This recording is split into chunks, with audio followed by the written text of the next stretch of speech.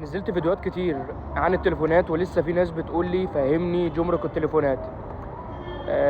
يا جماعة، التليفونات بدال ما كنت ليك كل 3 سنين تليفون وبتوثق التليفون وانت جاي في المطار او في الجمرك، الكلام ده اتلغى. كده كده هتدفع على التليفون ضريبة. لو انت جاي مصر تستقر او تقعد اكتر من 90 يوم هتدفع فيه ضريبة. ليك 90 يوم بس ان التليفون ما يتقفلش فيهم. بعد ال90 يوم التليفون هيتقفل ولازم تدفع الضريبة. ف قرار التليفونات الجديد كده كده هتدفع عليه ضريبة. الاول كان ليك تليفون كل 3 سنين تنزل بيه وبتسجله في الجمرك او في المطار، الموضوع ده اتلغى للاسف. فاصبح موضوع التليفونات دلوقتي ان انت كده كده تليفونك عليه ضريبة.